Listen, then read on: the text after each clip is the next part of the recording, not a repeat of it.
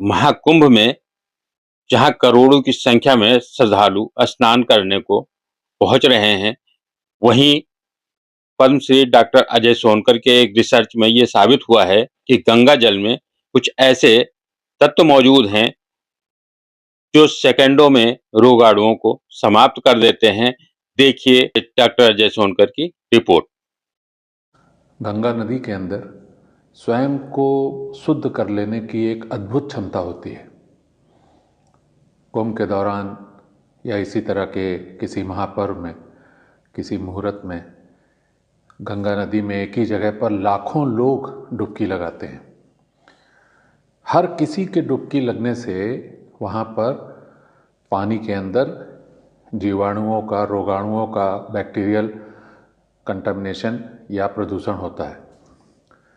जब एक ही जगह पर लाखों लोग एक साथ जो है इस तरह का प्रदूषण का कारण बन रहे हों, तो ऐसे में बहुत सारे रोगाणुओं का ग्रोथ हो जाना, पानी बहुत ही रोगमय हो जाना बहुत ही नेचुरल है। ये बहुत आराम से हो सकता है।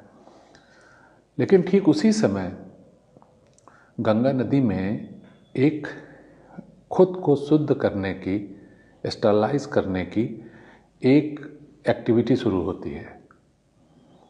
एक वायरस जिसको बैक्टीरियोफेज कहते हैं वो उत्पन्न होता है और वो देखने में जैसे एलियन की परिकल्पना होती है उसी तरीके से वो दिखता है और उन रोगाणुओं को नष्ट करने के बाद ये बैक्टीरियोफेज खुद भी विलुप्त हो जाते हैं।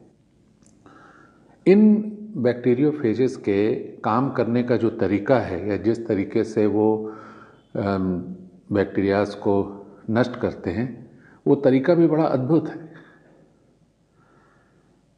बैक्टीरियोफेज एक वायरस है जो बैक्टीरिया से करीब 50 गुना छोटा होता है। ये जाकर के बैक्टीरिया के ऊपर बैठ जाता है और उसके अंदर डबल स्ट्रैंडेड डीएनए इंजेक्ट कर देता है उसके साइटोप्लाज्म में। तो उसका जो आरएनए है वो हैक हो जाता है और इंड्यूस हो जाता है कि वो फेजेस को बनाना शुरू करे, इन बैक्टीरियो फेजेस को रेप्लिकेट करे, रिप्रोड्यूस करे।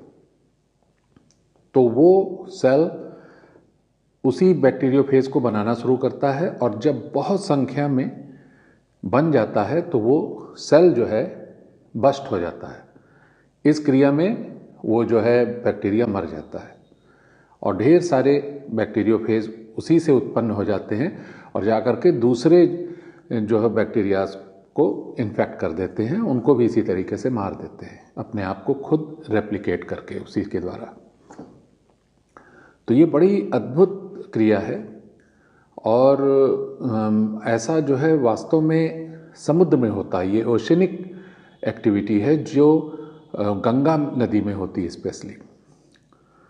बैक्टीरियोफेज की एक बहुत बड़ी खूबी ये है कि जब ये उत्पन्न होता है, आप इसको एंटीबैक्टीरियल नहीं कह सकते कि जहाँ पर बैक्टीरियोफेज होगा वो सारे बैक्टीरियाज मारे जाएंगे, ऐसा नहीं है। इसके अंदर होस्ट स्पेसिफिसिटी होती है। ये सिर्फ खास बैक्टीरियाज को मारता है।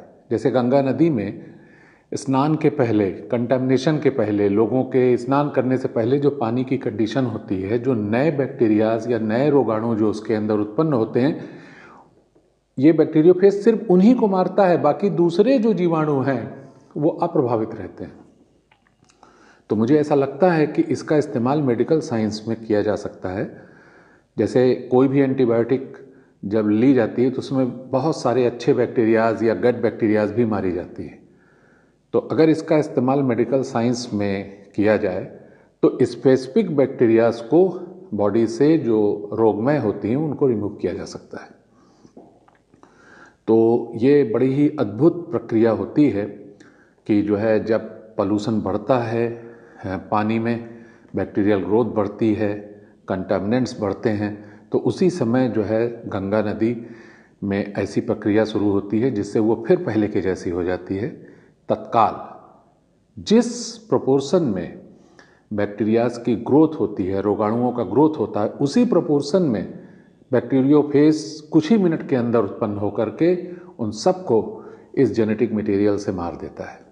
उसके अंदर ये जेनेटिक मटेरियल इंजेक्ट कर देता है और वो जो बैक्टीरिया का सेल है, उसकी जो कोशिका है, वो बैक्टीरियोफेज बनाने लगती है और उसी से उसके सेल बस्ट हो जाते हैं और वो मारा जाता है।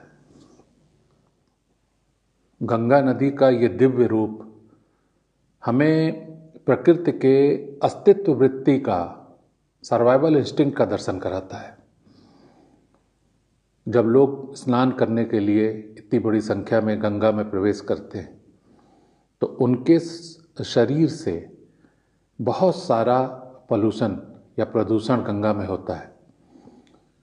बहुत सारे जीवाणु, बहुत सारे रोगाणु गंगा में प्रवेश कर जाते हैं, उत्पन्न हो जाते हैं, जिन्हें गंगा अपने लिए खतरा मानती है और बैक्टीरियोफेज की सेलेक्टिव प्रजातियों को भेजती है ताकि सिर्फ उन्हीं प्रदूषकों को नष्ट करे, उन्हीं जीवाणुओं को नष्ट करे जो उस समय स्नान के द्वारा गंगा में प्रवेश किए होते हैं। इसमें हमारे लिए एक संदेश भी है कि जिस तरह से हम प्रकृति का क्षय कर रहे हैं, प्रकृति को नुकसान पहुंचा रहे हैं, अपने भौतिकवादी अप्रोच के कारण जिस तरह से लगातार हम प्रकृति को नष्ट कर रहे हैं, किसी दिन प्रकृति हमको अपने लिए खतरा मान करके इस तरह की कोई कार्रवाई हमारे खिलाफ न कर दे।